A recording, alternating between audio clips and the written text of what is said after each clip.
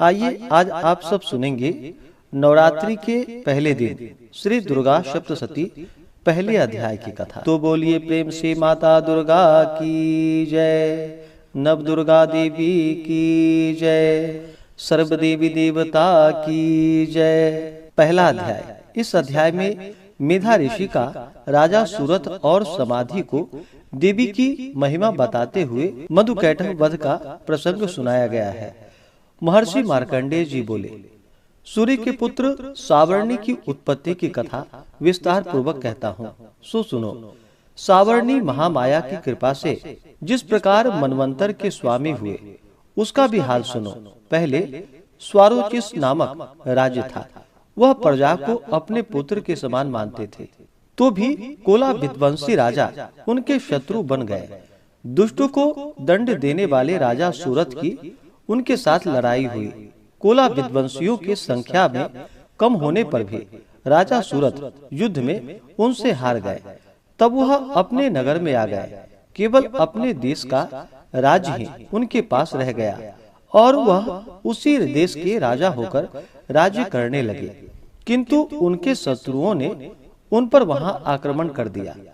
राजा को बलहीन देखकर उनके दुष्ट मंत्रियों ने राजा की सेना और खजाना अपने अधिकार में कर लिया। राजा सूरत अपने राज्याधिकारियों को लेकर शिकार खेलने के बहाने घोड़े पर सवार होकर वहां से एक भयंकर वन की ओर चल पड़े। उस वन में उन्होंने महर्षि मेधा का आश्रम देखा। वहां मेधा महर्षि अपने शिष्यों तथा मुनियों के साथ सुशोभित बैठे हुए थे और वहां कितने ही हिंसक जीव परम शांति भाव से रहते थे। राजा सूरत ने महर्षि मेधा को प्रणाम किया और महर्षि ने भी उनका उचित सत्कार किया।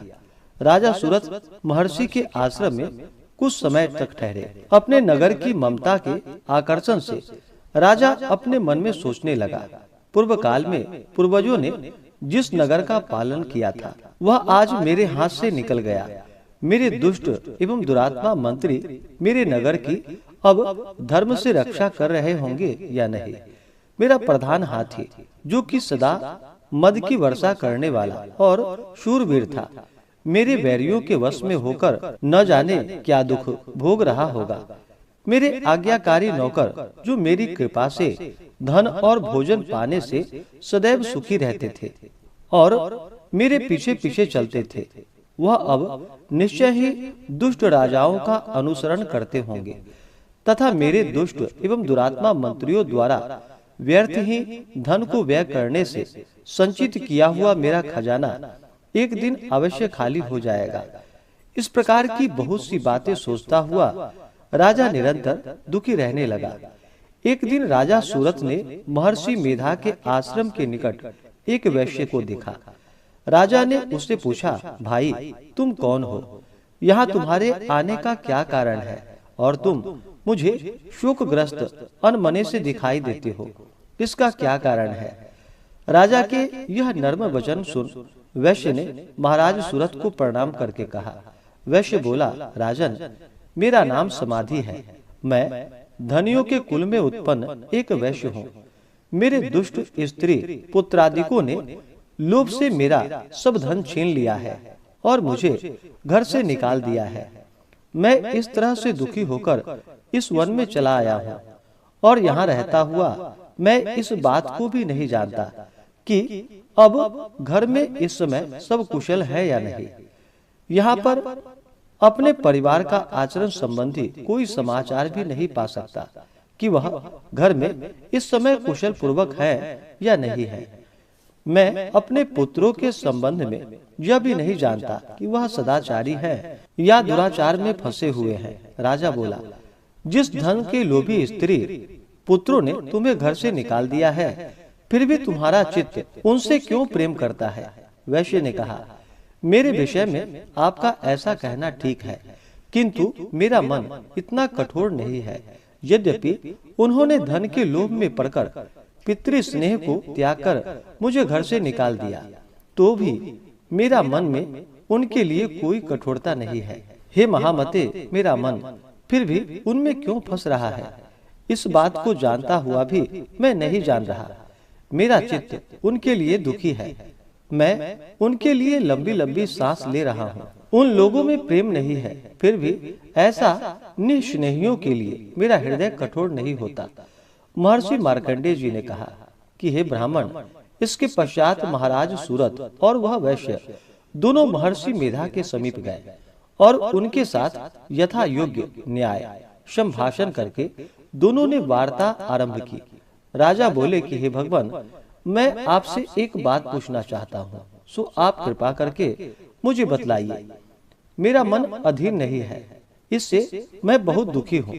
राज्य धनादि की चिंता अभी तक मुझे बनी हुई है और मेरी यह ममता अज्ञानियों की तरह बढ़ती जा रही है। और यह समाधि नामक वैश्य भी अपने घर से अपमानित होकर आया है। इसके स्वजनों ने भी इसे त्याग दिया है। स्वजनों से त्यागा हुआ भी यह उनसे हार्दिक प्रेम करता है। इस तरह हम दोनों ही दुखी हैं। हे महाभाग, उन लोगों के अवगुणों को देखकर भी हम दोनों के मन में उनके लिए ममता जनित आकर्षण उत्पन्न हो रहा है। हमारे ज्ञान रहते हुए भी ऐसा क्यों है? अज्ञानी मनुष्यों की तरह हम दोनों में यह मूर्खता क्यों है? महर्षि मेधा ने कहा, विषम मार्ग का ज्ञान सब जंतुओं को है। सबों के लिए विषय पृथक पृथक होते हैं। कुछ प्राणी दिन में नहीं देखते और कुछ रात को, परंतु कई जीव ऐसे हैं जो दिन तथा रात दोनों में देख सकते हैं। यह सत्य है कि मनुष्यों में ज्ञान प्रधान है, किंतु केवल मनुष्य ही ज्ञानी नहीं होता। पशु पक्षी आदि भी ज्ञान रखते हैं।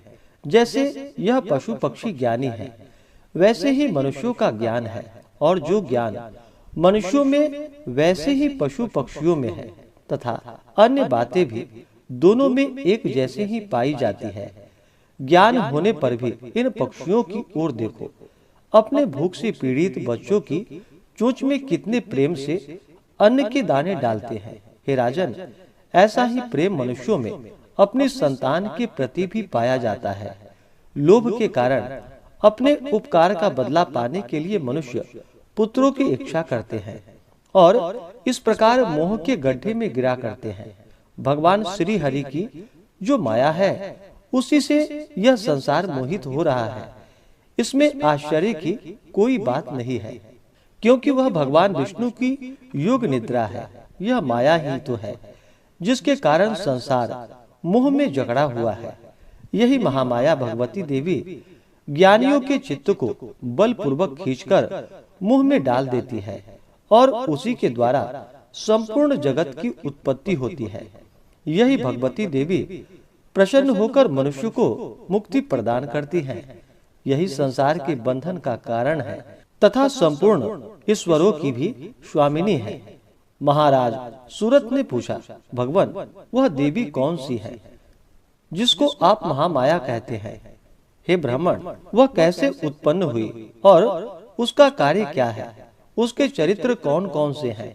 प्रभु, उसका जैसा प्रभाव हो, जैसा स्वरूप हो, वह सब कृपा कर मुझसे कहिए, मैं आपसे सुनना चाहता हूँ। महर्षि मेधा बोले कि हे राजन, वह देवी तो नित्य स्वरूपा है। उनके द्वारा यह संसार रचा गया है। तब भी उसकी उत्पत्ति अनेक प्रकार से होती है। वह सब आप मुझसे सुनो। वह देवताओं का कार्य सिद्ध करने के लिए प्रकट होती हैं। उस समय वह उत्पन्न हुई कहलाती है। संसार को जलमय करके जब भगवान विष्णु योग निद्रा का आश्रय लेकर शेष शैया पर सो रहे थे, तब मधु कैटभ नाम के दो असुर उनके कानों के मैल से प्रकट हुए और वह श्री ब्रह्मा जी को मारने के लिए तैयार हो गए। श्री ब्रह्मा जी ने जब उन दोनों को अपनी ओर आते देखा और यह भी देखा कि भगवान विष्णु योग निद्रा का आश्रय लेकर सो रहे हैं, तो वह उस समय श्री भगवान को जगाने के लिए उनके नेत्रों में निवास करने वाली योग निद्रा की स्तुति करने लगे। श्री ब्रह्मा जी ने कहा कि हे देवी, तुम ही स्वाहा, तुम ही स्वधा और तुम ही वशटकार हो। स्वर भी तुम्हारा ही स्वरूप है। तुम ही जीवन देने वाली सुधा हो। नित्य अक्षर प्रणव में अकार, उकार, मकार, इन तीनों में माताओं के रूप में तुम ही स्थित हो। इसके अतिरिक्त जो बिंद पथ अर्धमात्रा है, जिसका कि विशेष रूप से उच्चारण नहीं किया जाता है। हे देवी, वह भी तुम ही हो। हे देवी, संध्या, सावित्री तथा परम जननी तुम ही हो। तुम इस विश्व को धारण करने वाली हो। तुमने ही इस जगत की रचना की है और तुम ही इस जगत का पालन करने वाली हो। तुम ही कल्प के अंत में सबको भक्षण करने वाली हो। हे देवी, जगत की उत्पत्ति के समय तुम सृष्टि रूपा होती हो, पालन काल में स्थित रूपा हो और कल्प के अंत में संहार रूप धारण कर लेती हो। तुम ही महाविद्या, महामाया, महामेधा, महारात्रि और मोहरात्रि हो। श्री ईश्वरी और बोध स्वरूपा बुद्धि भी तुम ही हो। लज्जा, पुष्टि, तुष्टि, शांति और क्षमा तुम ही हो। तुम खड्ग धारणी, शूल धारणी, घोर रूपा तथा गदा, चक्र, शंख और धनुष को धारण करने वाली हो। बाण, भुसुंडी और परिध भी, यह भी तुम्हारे ही अस्त्र हैं। तुम सौम्य और सौम्यतर हो। यही नहीं, बल्कि जितने भी सौम्य तथा सुंदर वस्तुएं इस संसार में हैं, उन सबसे बढ़कर सुंदर तुम हो। पर और अपर सबसे पर रहने वाली सुंदर तुम ही हो। हे सर्वस्वरूपे देवी, जो भी असत पदार्थ है और उनमें जो शक्ति है वह भी तुम ही हो। ऐसी अवस्था में भला तुम्हारी स्तुति कौन कर सकता है। इस संसार की सृष्टि, पालन और संहार करने वाले जो भगवान हैं, उनको भी जब तुमने निद्रा के वशीभूत कर दिया है, तो फिर तुम्हारी स्तुति कौन कर सकता है। मुझे भगवान विष्णु तथा भगवान शंकर को शरीर धारण कराने वाली तुम ही हो। तुम्हारी स्तुति करने की शक्ति किसमें है। हे देवी, तुम तो अपने इन उदार प्रभावों के कारण ही प्रशंसनीय हो। मधु और कैटभ जो भयंकर असुर हैं, उन्हें मोह में डाल दो और श्री हरि भगवान विष्णु को भी जल्दी जगा दो और उनमें इसको मार डालने की बुद्धि भी उत्पन्न कर दो।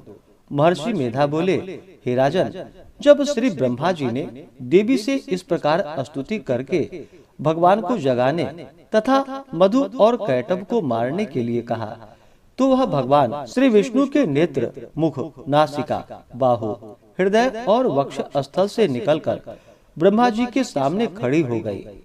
उनका ऐसा करना था कि भगवान श्री हरि विष्णु तुरंत ही जाग उठे और दोनों असुर को देखा, जो कि अत्यंत बलवान तथा पराक्रमी थे और मारे क्रोध के जिसके नेत्र लाल हो रहे थे और जो ब्रह्मा जी का वध करने के लिए तैयार थे। तब क्रुद्ध हो उन दोनों दुरात्मा असुरों के साथ भगवान श्री हरि पूरे 5000 वर्ष तक लड़ते रहे। एक तो वह अत्यंत बलवान तथा पराक्रमी थे, दूसरे महामाया ने भी उन्हें मोह में डाल रखा था। अतः वह भी श्री भगवान से कहने लगे कि हम दोनों तुम्हारी वीरता से अत्यंत प्रसन्न हैं। तुम हमसे कोई वर मांगो।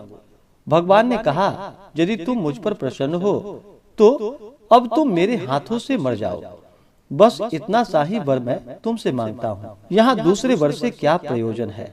महर्षि मेधा बोले, इस तरह से जब वह धोखे में आ गया और अपने चारों ओर जल ही जल देखा, तो भगवान श्री हरि से कहने लगे, जहाँ पर जल न हो, सूखी जमीन हो, उसी जगह हमारा वध कीजिए। महर्षि मेधा कहते हैं, तथा अस्तु कहकर भगवान श्री हरि ने उन दोनों को अपनी जांघ पर लिटाकर उन दोनों के सिर काट डाले। इस तरह से यह देवी श्री ब्रह्मा जी के स्तुति करने पर प्रकट हुई थी। अब तुम उनके प्रभाव का वर्णन सुनो। अब तुमसे उनके प्रभाव का वर्णन करता हूँ, सो सुनो। इस प्रकार से श्री दुर्गा सप्तशती में पहले अध्याय की कथा पूर्ण हुई। तो बोलिए प्रेम से दुर्गा माता की जय, नव दुर्गा देवी की जय, सर्व देवी देवता की जय। इसी प्रकार से